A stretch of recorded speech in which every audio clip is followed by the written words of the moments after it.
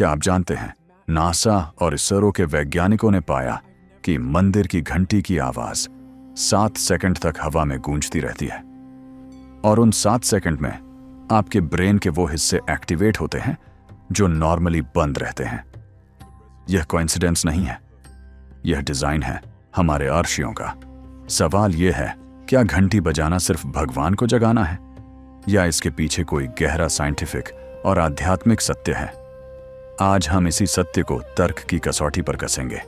मैं हूं विकास और यह है द लॉजिकल ज्ञान। परंपरा क्या कहती है? हम सब मंदिर जाते हैं और सबसे पहले क्या करते हैं? घंटी बजाते हैं। लेकिन क्यों? पुजारी कहते हैं भगवान को सूचित करो कि हम आ गए हैं।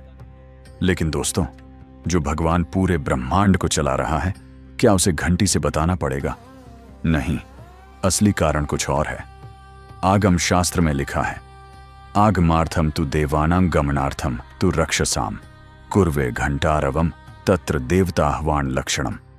अर्थ, घंटी की आवाज देवताओं को आमंत्रित करती है और नकारात्मक शक्तियों को दूर भगाती है। यह स्पिरिचुअल एक्सप्लेनेशन है, लेकिन इसका साइंटिफिक बेस क्या है? चलिए देखते हैं विज्ञान क्या कहता है। 7 सेकंड इको और ब्रेन स्टेट। मंदिर की घंटी किसी साधारण धातु से नहीं बनती, वह बनती है पंच धातु से, यानी तांबा, जस्ता, निकल, सीसा और टिन। इन 5 धातुओं का मिश्रण। और जब यह घंटी बजती है तो उसकी आवाज एग्जैक्टली 7 सेकंड तक गूंजती है। अब साइंस क्या कहती है? जब कोई साउंड 7 सेकंड तक कंटिन्यूअसली हवा में रहती है तो वह ब्रेन को बीटा स्टेट से निकालकर अल्फा स्टेट में ले जाती है। यानी घंटी बजाने के बाद आपका ब्रेन ऑटोमेटिकली मेडिटेशन के लिए रेडी हो जाता है। भगवान से मिलने से पहले मन को तैयार करो। यही था असली मकसद, लेफ्ट और राइट ब्रेन का सिंक। यह सबसे चौंकाने वाला फैक्ट है, जब घंटी बजती है उसकी साउंड दोनों कानों में सिमल्टेनियसली एंटर होती है और ये दोनों कानों में एक साथ आने वाली साउंड लेफ्ट ब्रेन और राइट ब्रेन को एक साथ एक्टिवेट करती है। इसे कहते हैं बाइनॉरल इफेक्ट। जब दोनों हेमिस्फीयर्स सिंक होते हैं तो इंसान की डिसीजन मेकिंग, इमोशनल बैलेंस और क्लैरिटी सब बेहतर हो जाती है। मॉडर्न साइंस में इसके लिए लोग हजारों रुपए के बाइनॉरल बीट हेडफोन्स खरीदते हैं। हमारे आर्शियों ने यही काम 1 घंटी से कर दिया। बैक्टीरिया और वायरस का नाश। एक रिसर्च में पाया गया 85 डेसिबल से ऊपर की साउंड फ्रीक्वेंसी हवा में मौजूद हार्मफुल माइक्रो ऑर्गेनिजम्स को डिस्ट्रॉय कर सकती है। मंदिर की बड़ी घंटी 90 से 120 डेसिबल तक की आवाज निकालती है। प्राचीन काल में जब मेडिकल साइंस नहीं थी, मंदिर एक कम्युनिटी गैदरिंग पॉइंट था। हजारों लोग आते थे, बीमारी फैलने का खतरा था। घंटी की साउंड एक नेचुरल सैनिटाइजर की तरह काम करती थी। रेजोनेंस और शरीर पर असर। हमारे शरीर में 7 चक्र होते हैं और हर चक्र एक स्पेसिफिक फ्रीक्वेंसी पर रेजोनेट करता है।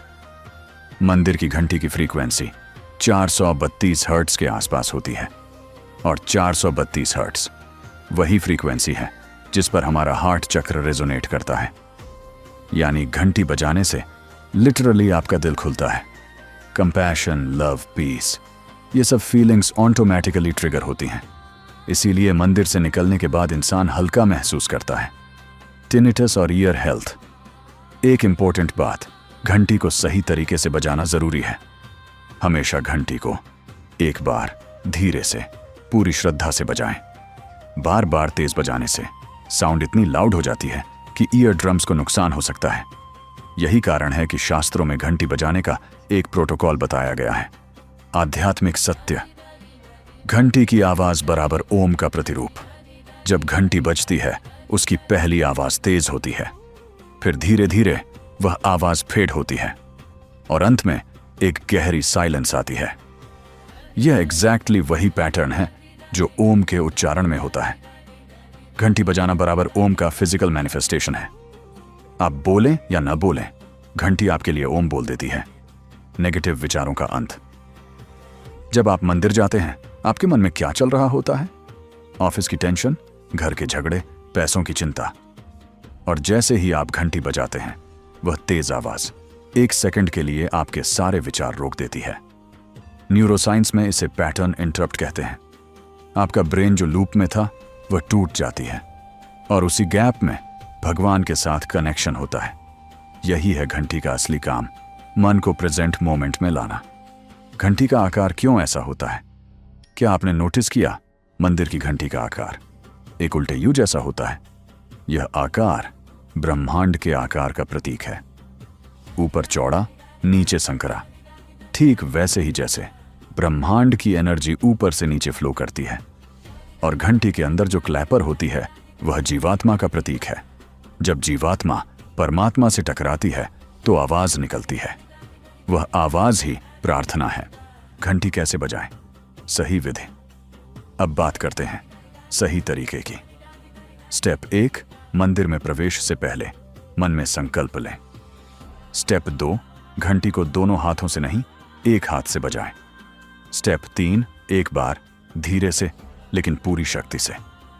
स्टेप 4, घंटी बजाने के बाद 7 सेकंड तक आंखें बंद करें। यह 7 सेकंड वही समय है जब साउंड आपके ब्रेन को अल्फा स्टेट में ले जा रही है। इन 7 सेकंड में भगवान का नाम लें। यही सबसे पावरफुल प्रेयर है। स्टेप 5, फिर आगे बढ़ें, दर्शन करें।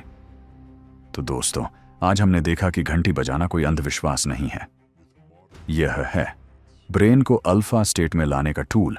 Left right brain sync, binaural effect, natural air purifier, 90+ decibel sound heart, chakra activation, 432 hertz frequency pattern interrupt, negative विचारों का अंत, ओम का फिजिकल मैनिफेस्टेशन। हमारे आर्षे न सिर्फ स्पिरिचुअल थे, वे साइंटिस्ट भी थे। उन्होंने साइंस को रिचुअल में रैप किया ताकि हर पीढ़ी इसे फॉलो करे। और हम उन रिचुअल्स को छोड़ रहे हैं बिना यह जाने कि हम क्या खो रहे हैं। यही है सनातन धर्म की लॉजिक। अगर यह वीडियो आपको लॉजिकल लगी तो लाइक जरूर करें। कमेंट में बताएं, क्या आप घंटी बजाने के बाद शांति महसूस करते हैं? अब आप जानते हैं क्यों। सब्सक्राइब करें, क्योंकि अगला वीडियो है तिलक क्यों लगाते हैं, थर्ड आई और ब्रेन की कनेक्शन। यह वीडियो आपको हैरान कर देगी। जय श्री राम। मिलते हैं अगले वीडियो में।